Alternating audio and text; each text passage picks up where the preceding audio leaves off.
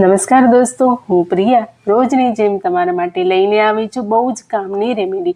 મિત્રો, ગરમી અને વરસાદની મોસમ ચાલુ થતાની સાથે જ તમારા ઘરમાં, બાથરૂમમાં, ઘરની છત ઉપર અને ખાસ કિચનમાં હંમેશા તમે જોયું હશે ગરોળીએ ડેરો જમાવી દીધો હોય અને એ ગરોળીને જોઈને ઘણા લોકો ડરી જાય છે અને ઘણા લોકોનું મન ખરાબ થઈ જાય છે અને ઘણી ગૃહિણી કે બાળકો એટલા ડરી જાય છે કે ચીસો પાડવા લાગે છે ગરોળીને જોઈને.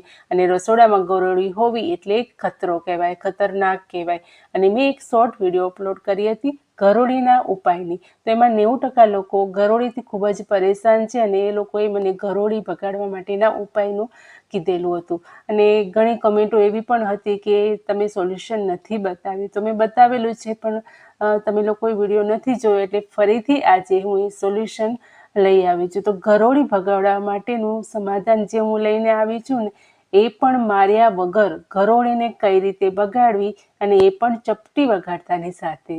તો આજે હું બતાવીશ એક એવી પાવરફુલ જબરદસ્ત રેમેડી જેનો ઉપયોગ કરીને તમારા ઘરમાં ગરોળી આવવાનું તો દૂર, ઘરની નજીક પણ નહીં આવે. અને આ રેમેડીનો ઉપયોગ કર્યા પછી ગરોળીઓ એક જ વારમાં ઘરમાંથી છૂમંતર થઈ જશે. તો ચાલો મિત્રો, આજનો આ યુઝફુલ વિડીયો શરૂ કરીએ.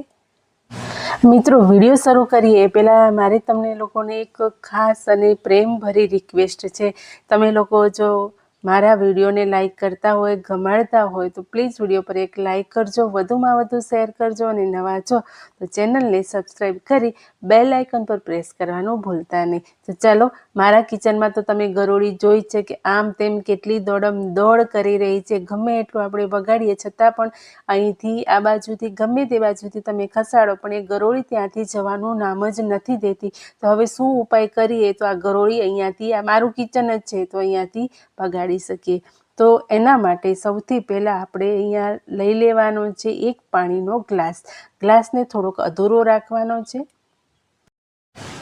અહીંયા એક ગ્લાસ એટલા માટે લીધો છે કે સાચી ક્વોન્ટિટીથી આપણે સોલ્યુશનને તૈયાર કરી શકીએ. તો મેં અહીંયા એક ગ્લાસ ભરીને પાણી લીધું છે. આ માપનું ખાસ ધ્યાન રાખવાનું છે જેથી ભૂલથી પણ કોઈ ભૂલ ના થાય. એના પછી લેવાનું છે કિચનમાં વપરાતી ડુંગળી. અને ડુંગળી તો બધાના ઘરમાં મળી જ જાય છે. તો આપણે ડુંગળીના ફોતરાનો ઉપયોગ બિલકુલ નથી કરવાનો. ઉપરથી ડુંગળીના ફોતરાને સારી રીતે આપણે કાઢી નાખવાના છે.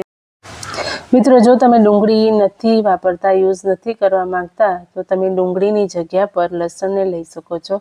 પરંતુ લસણ કરતાં પણ અહીંયા આનું સારું એવું સોલ્યુશન તૈયાર થશે ડુંગળીનું. તો ડુંગળીના ફોતરા આપણે અહીંયા કાઢી લીધા છે અને ડુંગળીના ફોતરાને તમે કિચન ગાર્ડનના ખાતર તરીકે ઉપયોગ કરી શકો છો.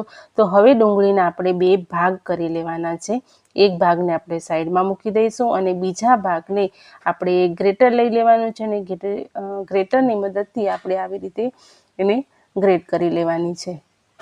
મિત્રો, ડુંગળીની સ્મેલ ગરોળી કે નાના મોટા કીડા મકોડાઓને ગમતી નથી, પરંતુ એને આપણે કઈ રીતે મૂકવાનું કે જેથી ગરોળી કે વંદા ભાગી જાય, એની એક મેથડ હોય છે. એની જો સાચી રીતથી જો તમે એ યુઝ કરશો ને, ડુંગળીનો ઉપયોગ કરશો ને, તો ગરોળી કે કીડા મકોડા બધા જ જતા રહેશે. પરંતુ એનો તમારે એકદમ સાચી રીતથી સોલ્યુશન બનાવવું પડશે. તો અહીંયા ડુંગળી ગ્રેટ થઈ ગઈ છે અને હવે આપણે એનો આ પલ્પનો પછી આપણે રસ કાઢી લેવાનો છે. તો એક ગળણી લઈ લેવાની છે અને ગળણીની મદદથી આપણે આવી રીતે આંગળી ઉપર મૂકશું ને, એમ દબાવશું એટલે રસ નીકળી જશે. જો તમારે કપડામાં કાઢવો હોય તો તમે એવી રીતે પણ રસ કાઢી શકો છો. બસ આપણે 2 થી 3 ચમચી જેટલો રસ લેવાનો છે. એટલે મારે અહીંયા 2 ચમચી જ જોઈએ છે. એક ગ્લાસમાં 2 ચમચી ડુંગળીનો રસ. બસ આવી રીતનું તમારે માપ સાથે સોલ્યુશન બનાવવાનું છે. અને જો તમારે વધારે સોલ્યુશન બનાવવું છે તો તમે 2 ગ્લાસની અંદર તમારે 4 ચમચી જેટલો ડુંગળીનો રસ જોઈશે. એટલે ડુંગળી નાની મોટી હોઈ શકે, પરંતુ આપણે ચમચી નાની મોટી તો ના જ હોય. એટલે જે રેગ્યુલર આપણે ચમચી વાપરતા હોઈએ છીએ કિચનમાં, બસ આપણે એ ચમચી લેવાની છે. અને અહીંયા 2 ચમચી જેટલો અહીંયા રસ નીકળી ગયો છે અને એ રસને આપણે પાણીના ગ્લાસમાં ઉમેરી દેવાનો છે અને સારી રીતે એને મિક્સ કરી લેવાનું છે. અહીંયા આપણે મિત્રો ખાસ ધ્યાન રાખવાનું કે જે પણ વસ્તુ આપણે એડ કરીએ ને તરતના તરત આપણે મિક્સ કરતા જવાની છે.